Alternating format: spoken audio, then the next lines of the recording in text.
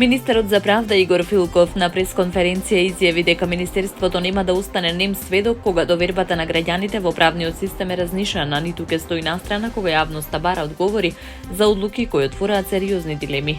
Филков потенцираше дека станува збор за случај поврзан со истрага за проневера од над 8 милиони евра, каде осомниченото лице 14 месеци било во бегство и за кое бил утврден ризик од ново бегство. Ризик што се остварил. Министерот рече дека јавноста има право да знае врз основа на кои конкретни факти и правни аргументи е донесена одлуката за замена на притворот со куќен. Јавно ги повика сите актери инволвирани во постапката да дадат транспарентно и детално образложение за своите одлуки. Конкретно побара објаснување од јавниот обвинител Коцев за фактичките и правните аргументи што довеле до позитивно мислење за замена на притворот од раководителот на обвинителството, дали ја поддржува одлуката и дали таа е порака за еднаква примена на законот, како и од судијата на претходна постапка при Основниот кривичен суд Скопје, кои околности го надминале ризикот од бегство кај лице кое долго време било недостапно. Министерот исто така информираше дека побарал објаснување и од надлежните институции за условите во кои притворските установи најави вонреден надзор во казнено поправните установи за утврдување на безбедносната состојба. Истакна дека залудно носиме закони ако не се спроведуваат и дека реформите нема да имаат смисла доколку практиката ја руши довербата на граѓаните, нагласувајќи дека ова е прашање на принцип, а не на политика.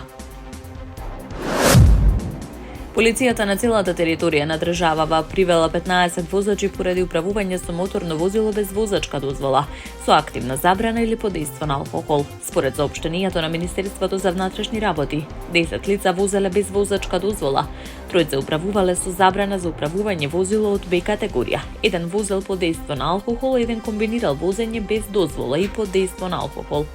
Местата каде што биле забележани прекршоците вклучуваат двајца возачи во Скопје, по еден во Провиштип, Старо Нагоричане, Куманово, Радовиш, Гевгелија, Гостивар, Тетово и Битола. Дополнително едно лице во Штип управувало возило под дејство на алкохол, едно во Кавадарци комбинирало возење без дозвола и под дејство на алкохол. Сите приведени лица се одведени во полициски станици.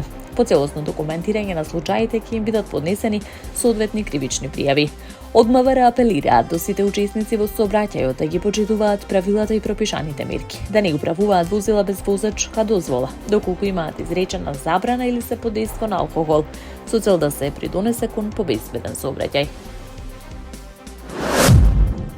Председателката на Генералното собрание на Обединетите нации Аналена Бербок денес повика Соединетите американски држави, најголемиот донатор на организацијата, да го подмират целиот долг кон Обединетите нации, откако Вашингтон изврши само делумна уплата, која изнесува помалку од 5% од вкупниот долг.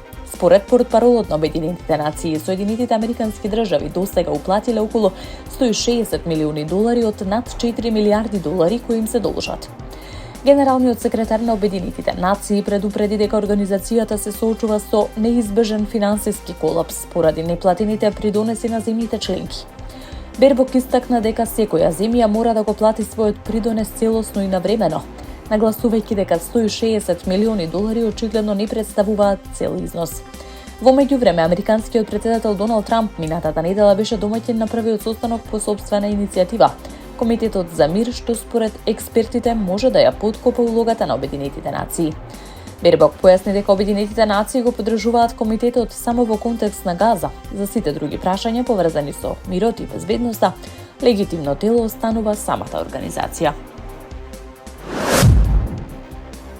Њу Јорк е затрупан со речиси 60 сантиметри снег, што доведе до затворање на училиштата, забрана за несуштинско патување и сериозно нарушување на јавниот превоз. Неголемата снежна покривка е измерена во Централ парк, кој стана едно од главните собиралишта на граѓаните. Големата зимска бура што го погоди источниот брег на САД предизвика хаос за милиони луѓе, со откажување на повеќе од 5000 летови и прекина електричната енергија за над 600.000 домови и бизниси, најтешко погодени во државите Њу Џерси и Масачусетс. За жителите од Северна Каролина до Северен Мејн, како и за делови од Источна Канада, издадено е предупредување за зимска бура, со цел граѓаните да се заштитат и да ги избегнат ризиците од лошите временски услови.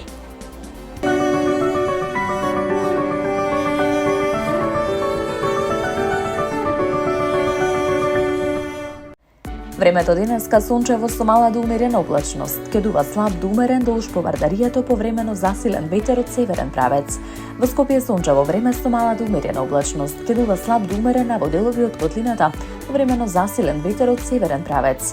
Под влијание на поле на висок воздушен притисок следува период на стабилно и суво време, освен утре кон крајот на денот кога ќе има услови за слаб локален дожд. До петок ќе дува умерен повремено засилен ветер од северозападен правец, кој ќе биде поизразен долж по Вардарието. Од петок ветрот ќе го смени правецот во југоисточен. За време на викендот облачноста ќе се зголеми.